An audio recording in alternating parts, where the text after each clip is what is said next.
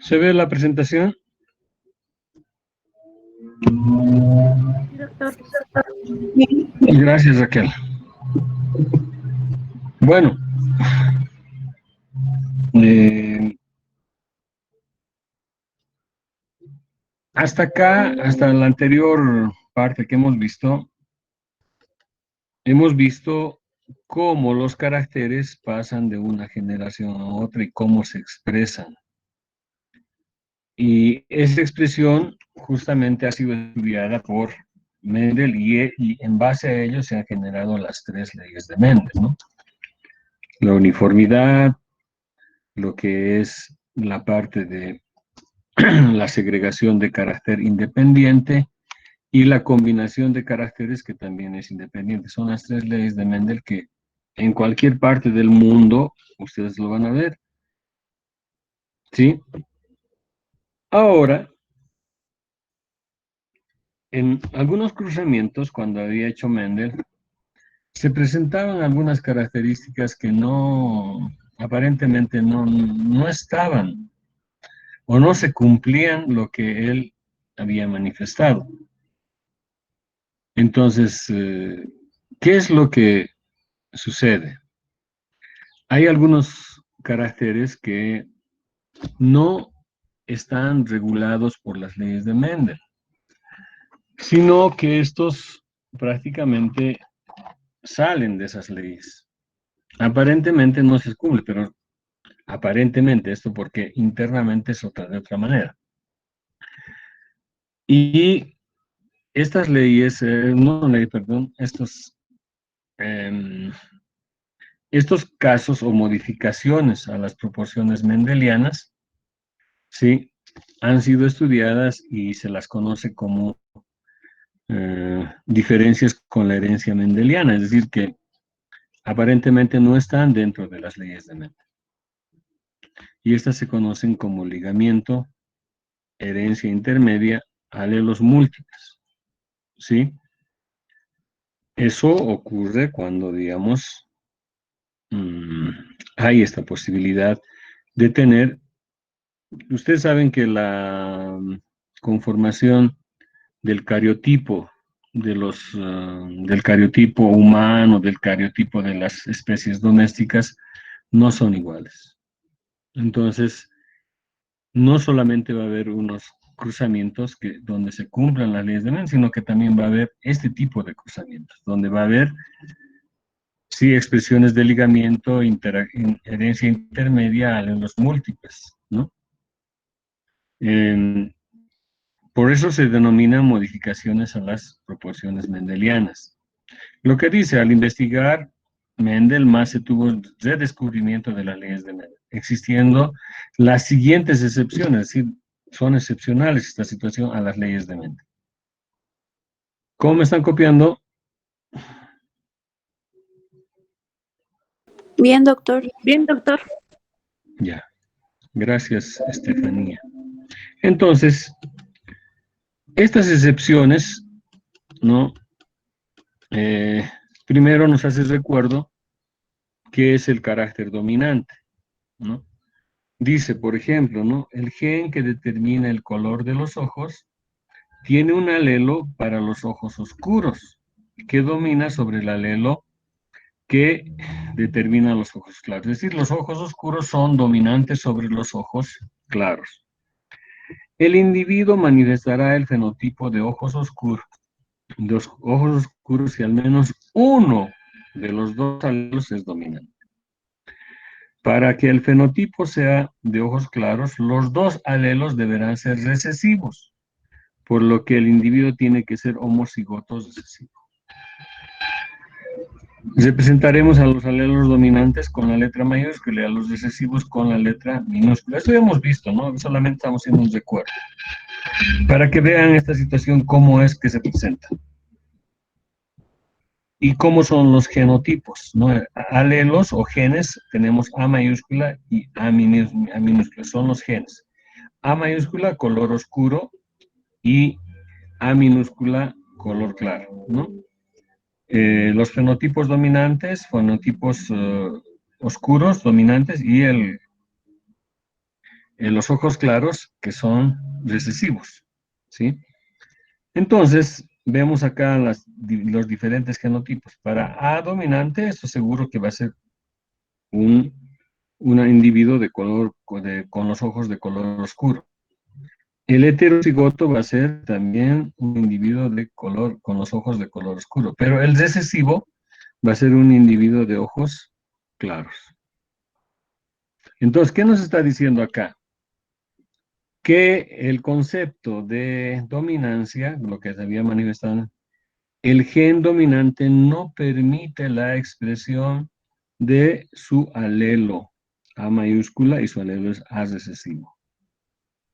¿Sí? Ese es el concepto de dominancia. Ahora, cuando hacemos esta parte del análisis mendeliano o lo que llamamos como herencia incompleta o dominancia incompleta, ¿no? Vamos a ver qué dice. Trata sobre las modificaciones o variaciones de los principios de la herencia mendeliana, porque existen otros patrones de acciones de genes siendo los más importantes.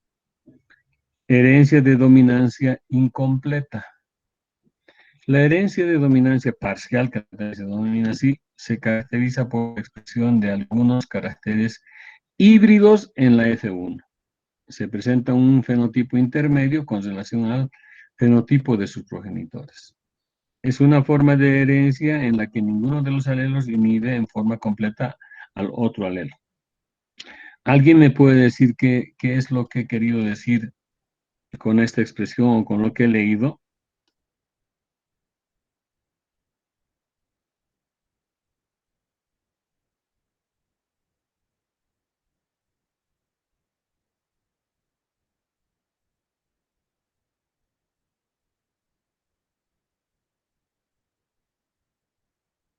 Doctor, buenos días. Em, Sería, digamos, que el, los progenitores, o sea, no completan tal vez el color de ojos, digamos, o el pelaje en sí.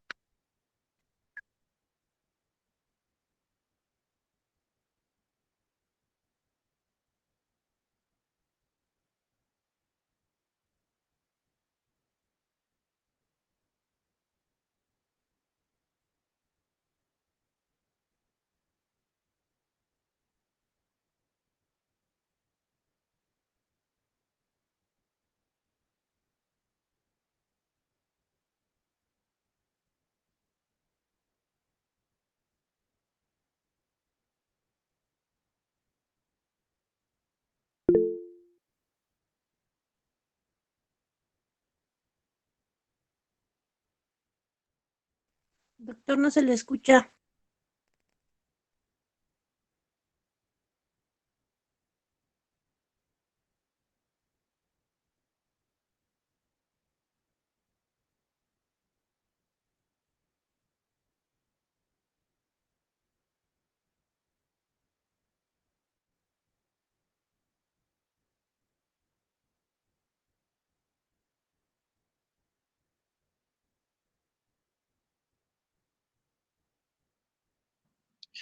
Doctor, no tiene su micrófono encendido. Gracias, pucha, estaba hablando como loco acá. Lo que les decía, les voy a explicar en forma más sucinta y más entendible para que tengan el concepto más claro. En la nomenclatura en general, nosotros tenemos individuos rojos y en este lado blanco, pero lo denotaríamos de la siguiente manera: R mayúscula y aquí tendríamos que poner R minúscula.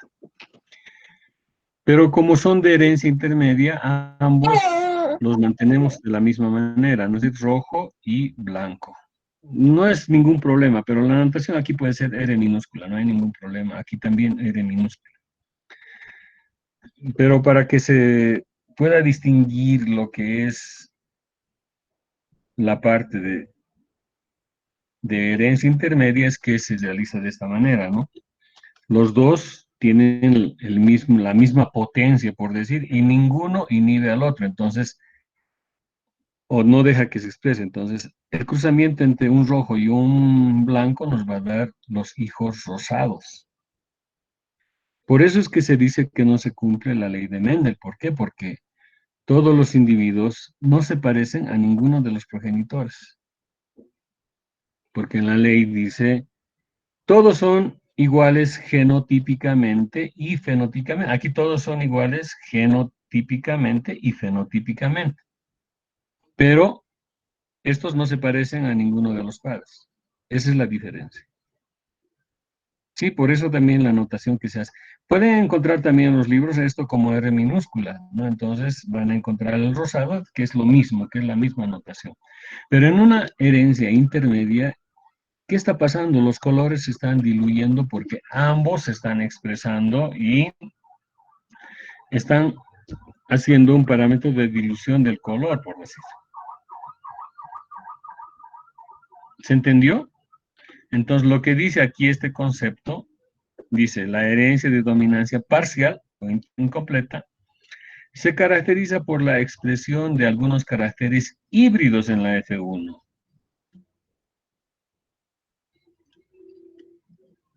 Estos son los individuos de la F1. Estos son los padres, ¿no? Presenta un fenotipo intermedio entre rojo y blanco, va a ser el rosado, ¿no? Con relación al fenotipo de sus progenitores. Es decir, están relacionados con los progenitores, si uno es rojo y el otro es blanco, entonces los hijos van a ser de la F1, van a ser rosados. Dice, es una forma de herencia en la que ninguno de los alelos inhibe en forma completa al otro alelo. Ahora está más claro la teoría que podemos interpretarla. ¿Qué Sí, doctor, dicen? está más claro. Gracias, Estefanía. Y es así como está en los libros, a veces no podemos interpretar. Dice, un ejemplo de ello, el color del plumaje de las gallinas de la raza Andalucía, el plumaje blanco es regulado por un gen dominante incompleto. El plumaje negro es regulado por su alelo recesivo. La progenie F1 está representada por un plumaje azulado o gris, que podemos decir Andalucía, que exhiben el plumaje azulado o gris, que normalmente podemos llamar, es el cruzamiento entre negro y blanco. Resultan al cruzar un pollo blanco con un negro, ¿sí? Ese es lo que denominamos como herencia intermedia. Ahora dice, la proporción fenotípica y genotípica es de 1:2:1. Ustedes ahorita mismo hagan, no es necesario que, bueno, con este ejemplo, aunque sea donde está, con este ejemplo, hagan el cruzamiento para la F2. ¿Cómo les va a salir? Si quieren le ponen R mayúscula y R minúscula acá para que no se puedan confundir. Hagan el cruzamiento y vamos a ver qué les va a salir. A ver, por favor, hagan ese cruzamiento.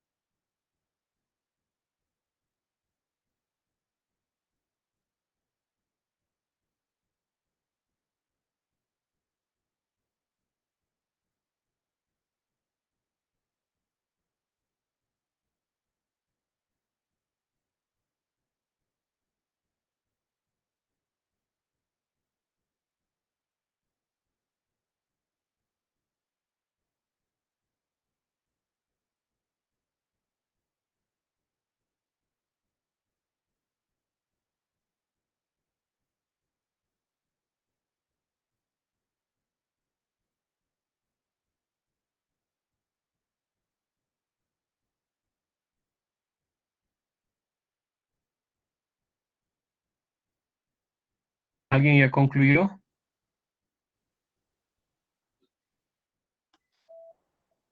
¿Alguien ya concluyó?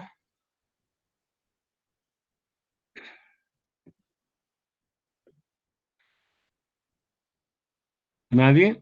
Raquel. Me ha salido 2-1-1, pero sería 1-2-1, ¿no? Ya, te sale un rojo, dos rosados y un blanco.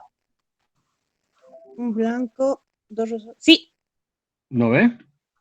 sí. Por eso aquí dice la distribución,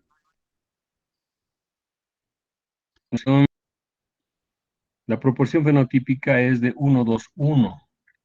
Un rojo, dos rosados y un blanco. Esto pero corresponde a la F2. Y dentro de la ley de Mendel en la F2, ¿qué debería salirnos? ¿O qué nos sale?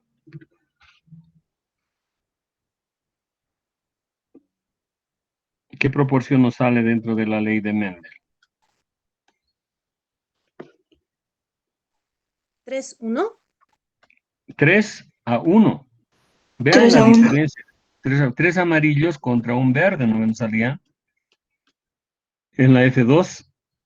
Pero genotípicamente también nos salía 1-2-1, porque eran uno dominante, dos heterocigotos y un recesivo. Entonces vean, por eso es que estas expresiones no se cumplen con las leyes de Mendel. Sí, son excepcionales, por eso se dice aquellas que no cumplen. Y hay varios de los casos, no solamente son estos.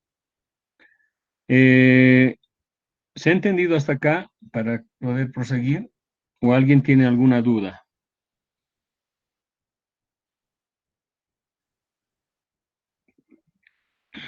Se entendió, doctor. Muy bien, Paola, gracias. Mónica. Entonces, hay otro caso también el cual se puede ver de la misma manera.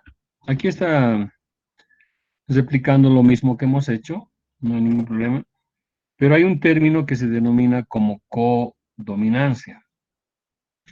Tiene casi el mismo efecto, ¿no? Si vemos dominancia completa es que el gen no va a permitir la expresión de su alelo. En codominancia o en dominancia intermedia, los dos genes se expresan con la misma potencialidad, podemos decir, pero se expresan ambos. En codominancia, la diferencia que existe es que si cruzamos un individuo blanco y un individuo rojo, por decir, el producto vamos a tener individuos que son blanco con rojo, blanco con manchas rojas. Todos igual en la F1. Y si cruzamos dos individuos de estos, nos va a salir también la proporción 1-2-1. ¿No? Nos va a salir uno blanco, dos manchados y uno rojo. Y a eso se denomina como codominancia.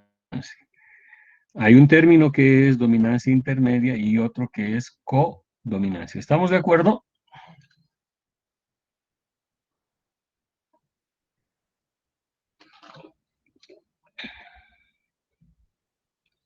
Sí, doctor.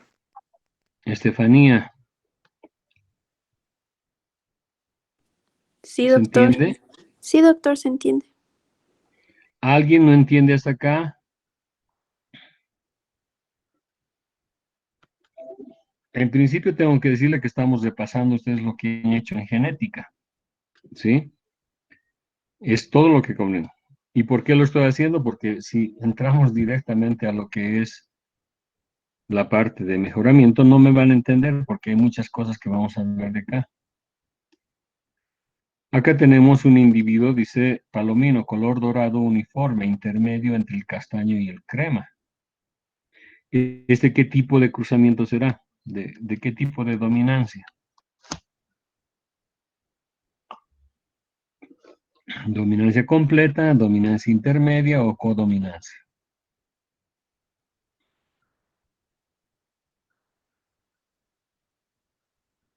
¿Mm? Intermedio. Dominancia intermedia, porque está entre el castaño y el crema. En los exámenes yo pregunto de esa manera, así es que tienen que hacer razonamiento, no necesariamente el concepto tal como es. Y bueno, dice, codominancia se caracteriza cuando dos alelos se expresan en forma completa, cuando están en estado heterocigoto. Por lo tanto, los dos genes dominantes expresan un carácter solo estado heterocigoto.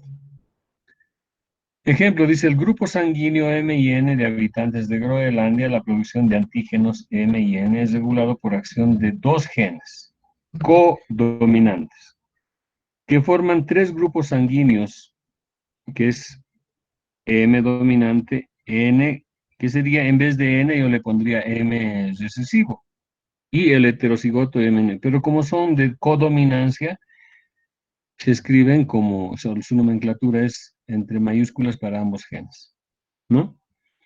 La proporción fenotípica y genotípica es igual a 1, 2, 1. Esto es en su segunda generación, lo que habíamos mencionado. ¿No? Ahora dice, el control genético del grupo ABO en el hombre se refiere al sistema sanguíneo ABO o ABO, ¿sí? En el hombre, regulado por una serie alélica donde el gen A regula la presencia del antígeno A. El gen B regula la presencia del antígeno B y el gen O regula la ausencia de los antígenos. Este es el tipo de sangre que tienen cada uno de los humanos, ¿sí?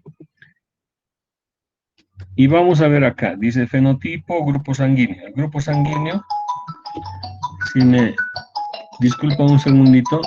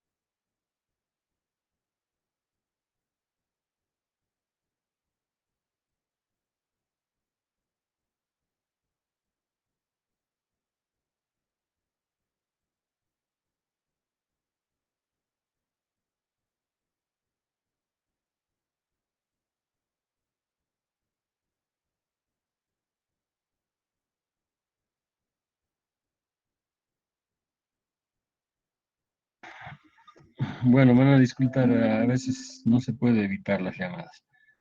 Eh, Decíamos que, por ejemplo, acá tenemos el grupo sanguíneo, sí, los grupos que se pueden existir en humanos.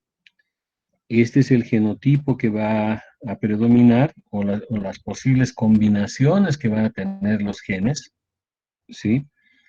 Esta es la especificidad del antígeno, ¿sí? Y el cuerpo va a generar este tipo de anticuerpos, ¿sí?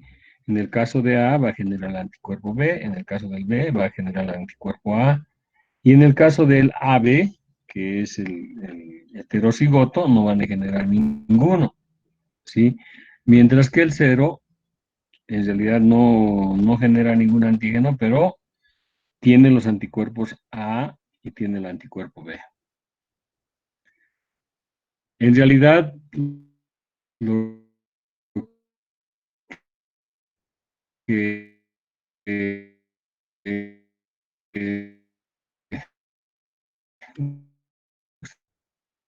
ustedes han llevado inmunología,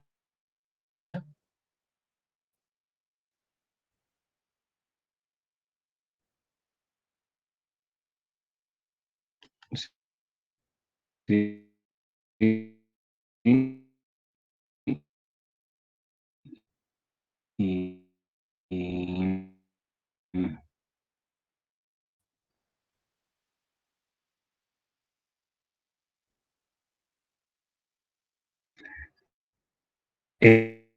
esto es lo que se predice, ¿no?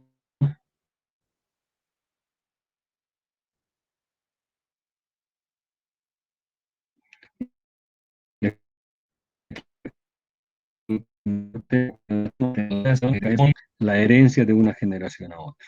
¿Por qué ocurre en esta situación? ¿Estamos de acuerdo?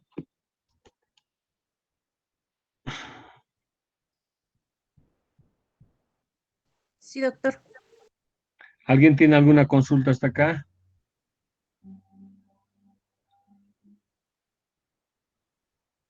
Nadie. Entonces, y hay un concepto de sobredominancia. Hemos visto dominancia intermedia, codominancia y hay un término que es sobredominancia. Dice, también conocida como ventaja heterocigótica.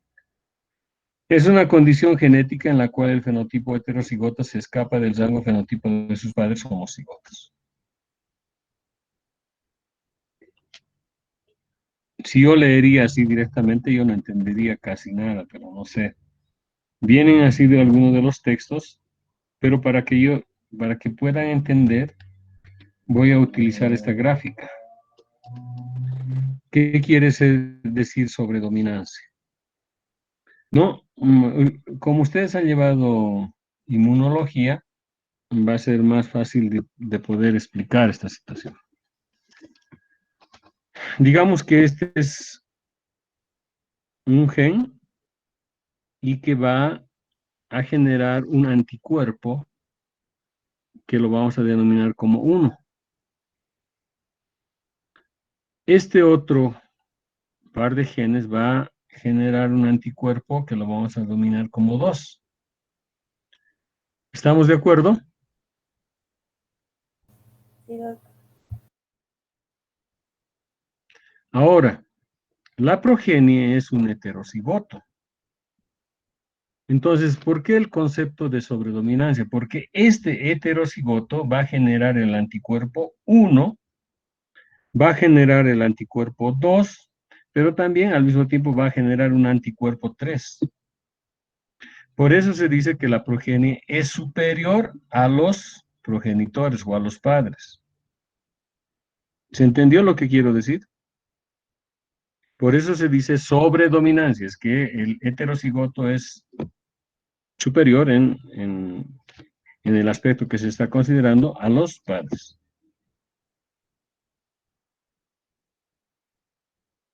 ¿Se entiende o no?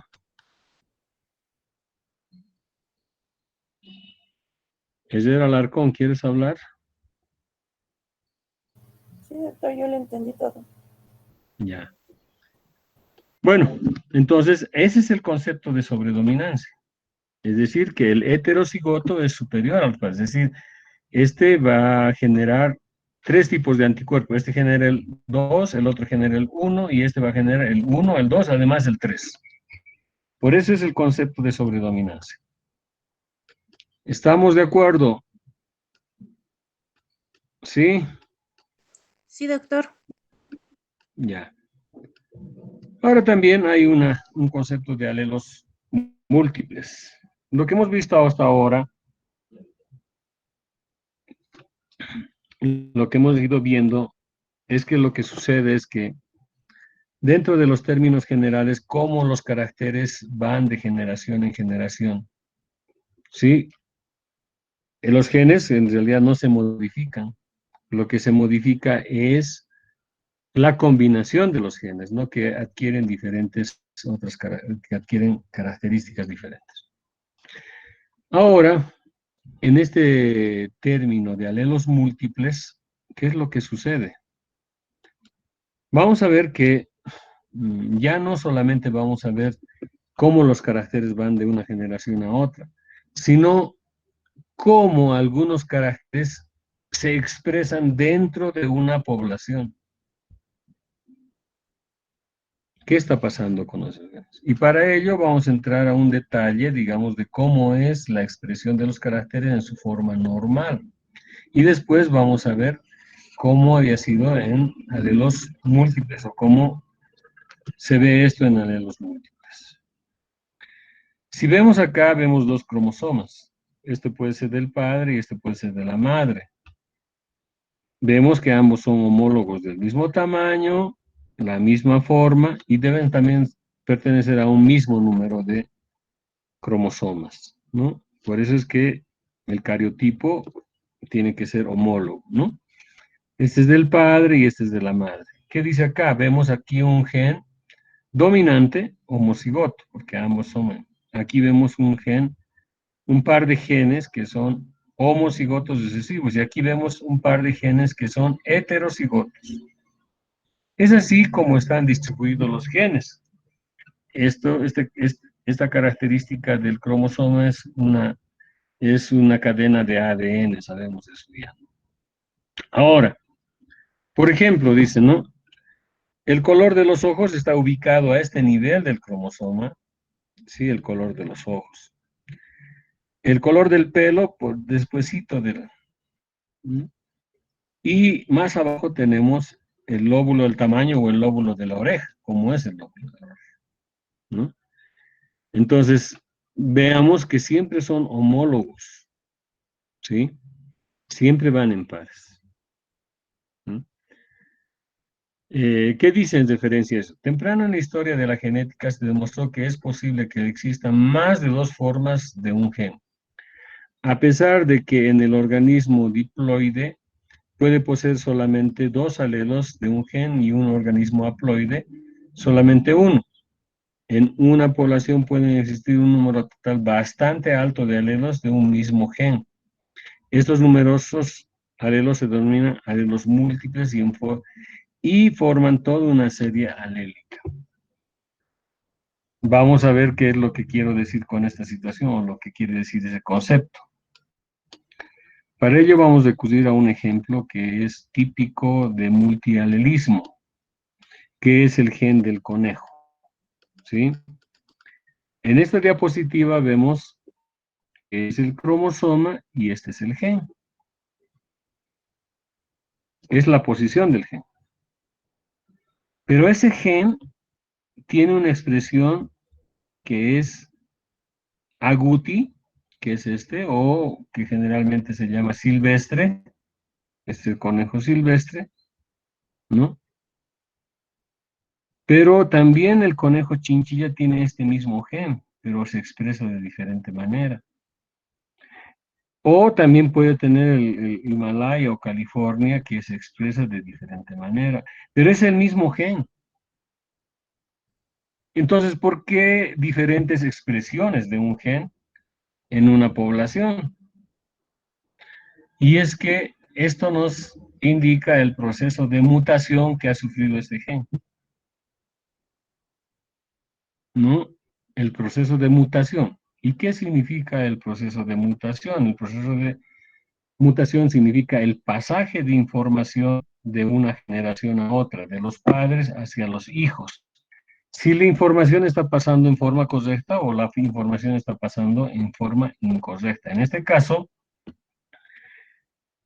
si estos fueran los padres para que vayan hacia los hijos, ha debido haber algún problema interno o externo para que se convierta en chinchilla, en este gen. Y de igual manera, esto explica el proceso de domesticación de los animales. ¿Qué sucede? Este es el conejo que denominamos como agouti o silvestre, ¿no? Que lo han encerrado y por mucho tiempo ha estado encerrado y demás cosas. Y de pronto ha sufrido en una generación la modificación hacia el color chinchilla. Ya el color chinchilla, un conejo ya, digamos, doméstico, con el tiempo ha generado y ha sufrido un proceso de mutación y se ha convertido en California o Himalaya que llamamos, ¿no? Y igual, este proceso no dura pues 1 o 2 días o 1 año o 2 años. Este proceso puede durar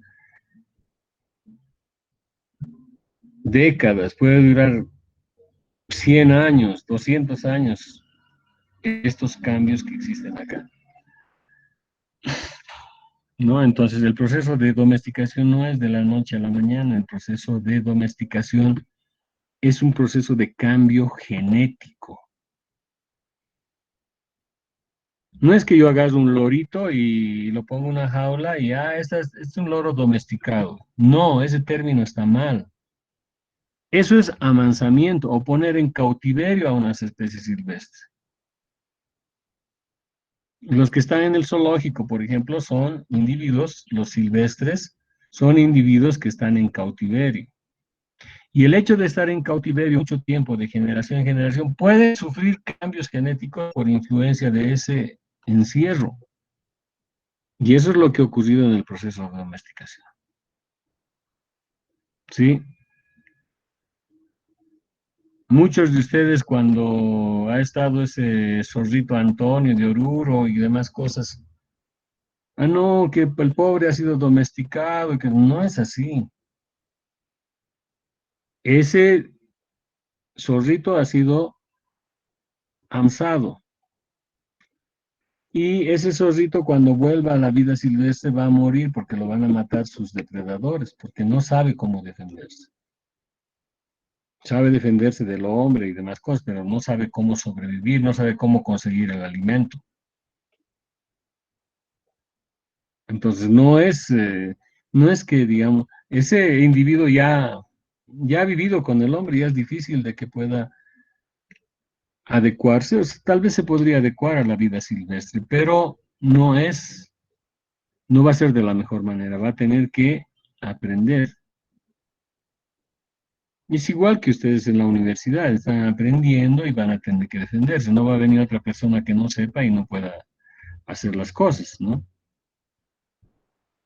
Para eso se prepara. Es igual la vida.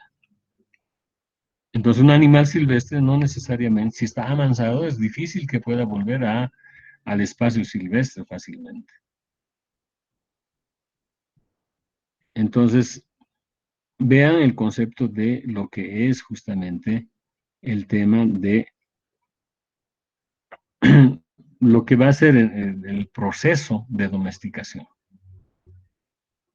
En este caso, esto nos muestra esa situación, pero en este caso estamos hablando solamente genética y alelos múltiples. Es por eso que este gen vamos a encontrar acá en este individuo, en esta posición, pero que va a tener esta expresión. Pero este mismo gen, en otros conejos, vamos a tener en esta misma posición, pero con otra expresión. Este mismo gen, y eso se denomina como alelos múltiples. Sí, porque, hola, Doctor, buen Sánchez, día, una consulta. sí, Sánchez. Una consulta, doctor, acerca de los conejos cuy. Yo vi hace mucho tiempo en Cochabamba, y por el lado de Perú, que había los conejos cuy que no tenían pelo. Se hizo también, creo, un proyecto, no sé si es acá en La Paz, en Cochabamba, que llegarían a, o sea, a obtener este tipo de, no sé si es raza, pienso que es híbrido y demás. No sé si acá en La Paz lo hicieron también. En realidad, la alopecia es una mutación y ocurre en muchas especies animales, ¿no? Es decir, que al estar cruzando individuos, por casualidad llega a esta situación de que se unen dos homocigotos recesivos y la expresión es que no van a tener pelo. Por decir, no se llama exactamente, pero ocurre en muchas especies. Han visto perros, gatos, ahora cuis, conejos, hay de todo. Y era una expresión de mutación. Es decir, en este caso, en la presentación que les estoy mostrando, aquí puede ser que el individuo que sigue por mutación puede ser un animal del cual estás diciendo. ¿Sí? Va a tener el mismo gen, pero este no va a tener pelo. Ahora, puede ser un proceso de mutación, puede ser un proceso de consanguinidad, que lo vamos a ver más adelante, porque la frecuencia de que existe esa posibilidad de que se unan dos genes recesivos cuando hay consanguinidad es mucho mayor. No es, digamos, una novedad, porque eso desde siglos atrás ya habían trabajado, digamos, los que habían domesticado gatos, por ejemplo, ¿no? Ya se tenían esas características con animales sin pelo. Mm, Es un, es un carácter que se expresa de esa manera, ¿no? Inhibe la expresión de las glándulas eh, que son, digamos, que proporcionan en la piel la parte de lo que corresponde al pelo, ¿no? No es, digamos, una situación de que se puede generar una raza así, se puede conseguir a través de cruzamientos y se puede establecer, si me sale un animal pelado, entonces ese animal pelado yo lo empiezo a hacer reproducir y voy a tener una característica diferente que puedo denominar la raza o no, dependiendo. Para denominar raza tiene muchos procedimientos, pero inicialmente lo puedo ir reproduciendo hasta que se convierta en una raza. ¿Estamos de acuerdo? Mireia, ¿o qué es? Sí, sí, doctor, gracias. No, entonces, podría ser que podía entrar acá, por ejemplo, un conejo pelado, no había ningún problema, es una mutación.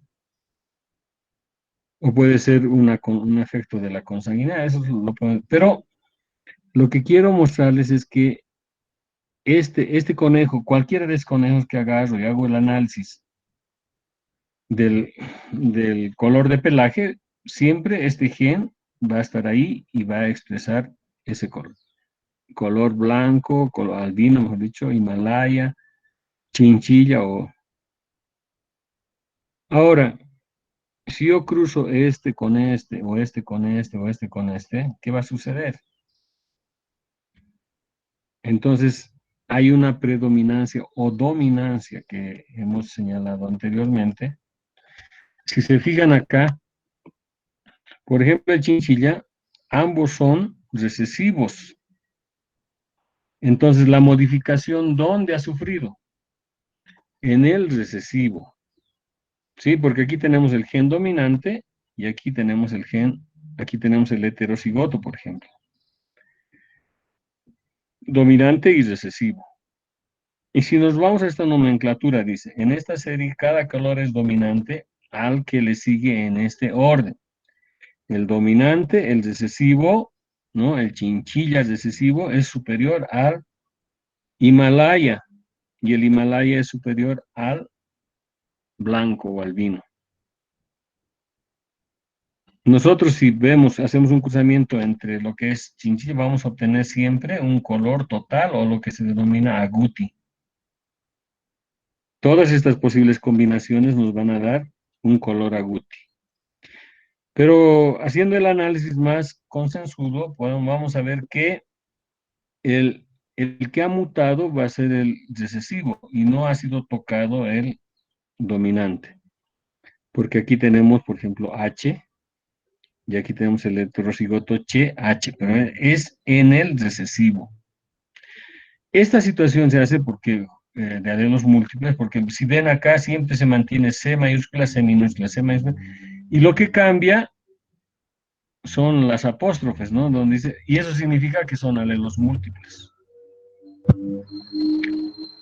¿Estamos de acuerdo? ¿Se entiende lo que estoy hablando?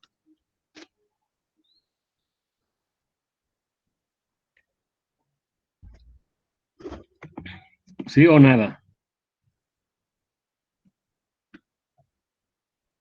Son duros de hablar ustedes, no pueden hablar, se parece que lo han tragado su lengua. Doctor, una consulta. Sí, ya.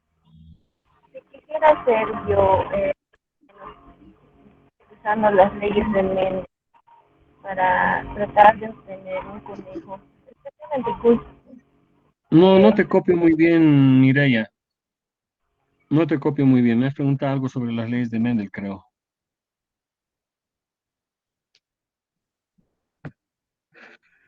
hola, ¿se escucha, doctor? Ahora sí.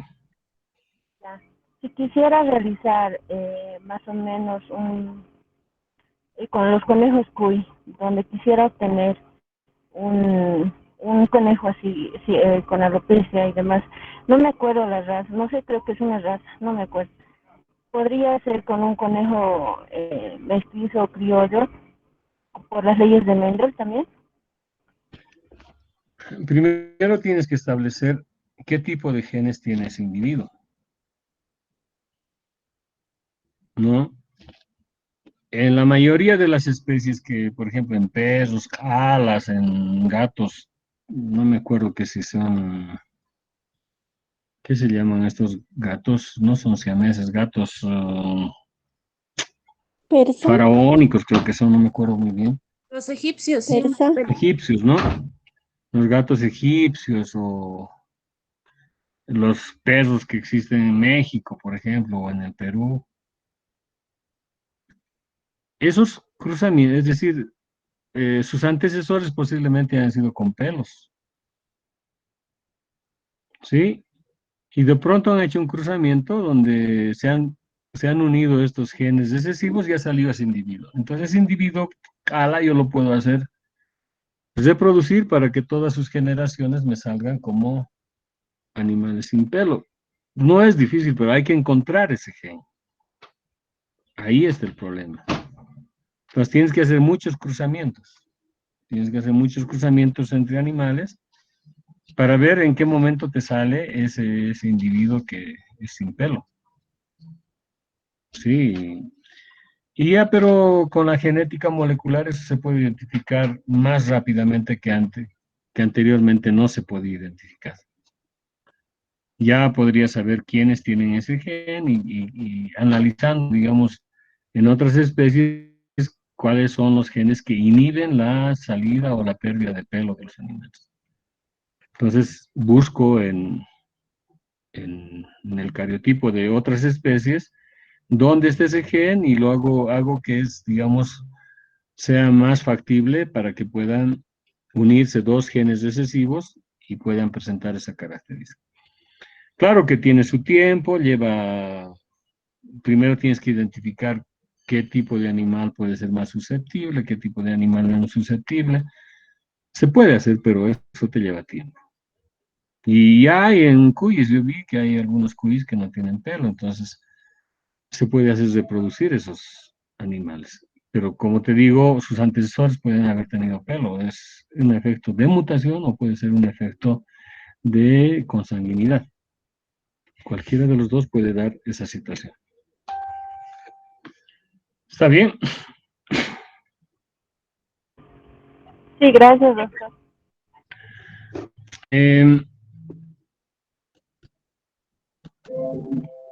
Bueno, entonces, hay en muchas especies este tipo de alelismo múltiple, ¿sí? Si vemos acá la notación que presenta el alelismo múltiple, este es como si fuera homocigoto dominante, y el A2 vamos a homocigoto recesivo, y el heterocigoto A1 con A2. El gen no está cambiando, su expresión es la que cambia, ¿sí? Por eso es que hay la notación que es el subíndice, ¿no? O el exponencial índice que podemos decir. Y si hacemos un ejemplo, vemos un ejemplo, por ejemplo, aquí vamos a tener cómo son los genes, están en el mismo lugar, en la misma posición, por decir, y adquieren diferentes combinaciones. Y eso va a adquirir diferente expresión. ¿Sí? En este caso habla de cuatro, digamos, formas de múltiple alelismo, ¿no? Si vemos también en la naturaleza, ¿cómo podríamos calificar esta situación de estas plantas, por ejemplo? Estas flores, mejor dicho. Por ejemplo, esta tiene lila y tiene blanco. ¿A qué se refiere esa situación? ¿Qué nos podría indicar esa situación? De que hay codominancia. En este caso, por ejemplo, este amarillo con este otro amarillo, me puede indicar que hay dominancia intermedia. Pero al mismo tiempo hay multialelismo múltiple. Entonces, vean, analizar de esa manera la genética no es tan fácil, es complicado. Y si hacemos las combinaciones de lo que es dominancia completa, dominancia intermedia, sobredominancia en un mismo individuo, esto se complica. Por eso es que se habla, ¿no?, de muchas de estas cosas que ocurren, estas combinaciones que ocurren, y por eso es que hay la complejidad en lo que es, digamos, la expresión de los caracteres en forma compleja. Sí, pero no vamos a entrar en ese tema, solamente estamos viendo algunas cosas que puedan ocurrir y el concepto de lo que es alelos múltiples o multialelismo, que también se llama así, ¿no? Ejemplos, por ejemplo, en el grupo sanguíneo ABO tenemos un antígeno A, un antígeno B, un antígeno AB y un antígeno sin nada de antígenos. Sí, en el grupo sanguíneo. O lo que podemos ver también es en el conejo, el gen del conejo que hemos visto anteriormente. Habla del color de los ojos de la mosca de la Drosophila, cómo varía, ¿no? Entonces hay muchos ejemplos que nos puede dar sobre multialelismo. Por ejemplo, estos están en la misma secuencia de lo que es el gen, solo que cambian de expresión por efecto de la mutación. ¿Estamos de acuerdo?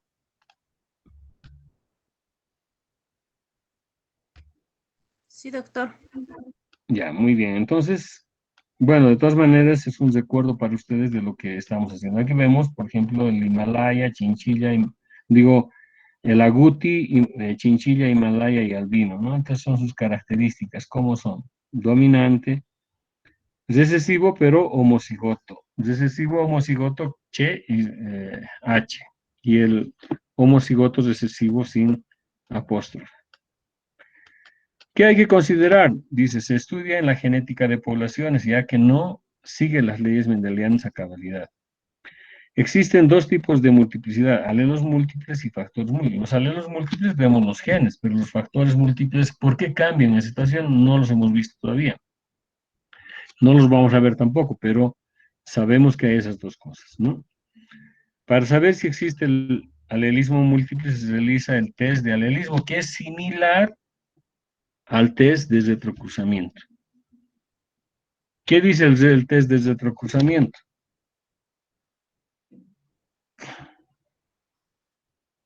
¿Qué hemos visto con el test de retrocruzamiento?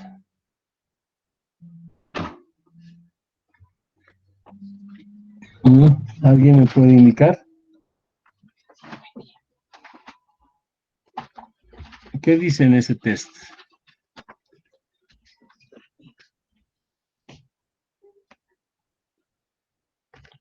Tienen que estar al día en esos conceptos, porque eso es lo que va a determinar cómo sea el examen. Sí, hemos dicho que cualquier individuo, para saber si es puro o no es puro, ¿qué tenemos que hacer? ¿Qué es lo que debemos hacer?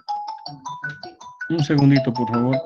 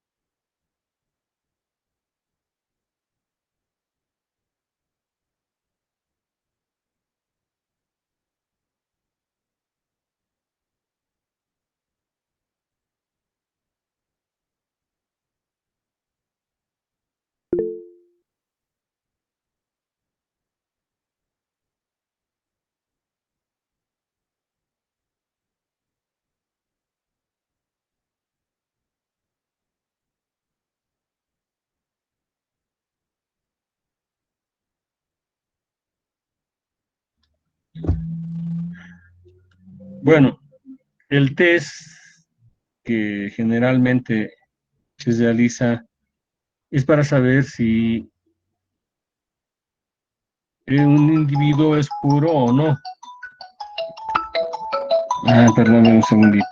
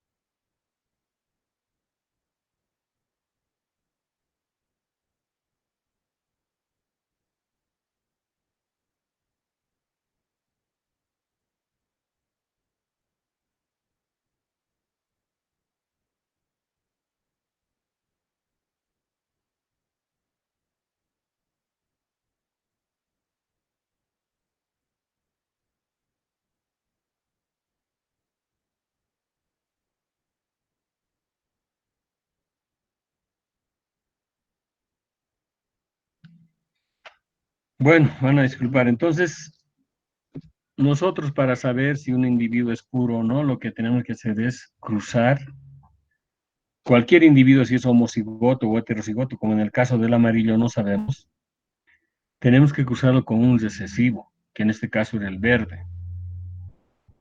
Y del cruzamiento que se haga, los resultados nos van a indicar si realmente es puro o no. Si fuera puro, entonces nos va a salir la primera generación, como dice la ley de Mendel, todos iguales, ¿no? Y si no es puro, nos va a salir 50% de uno, 50%. Eso ya les he explicado.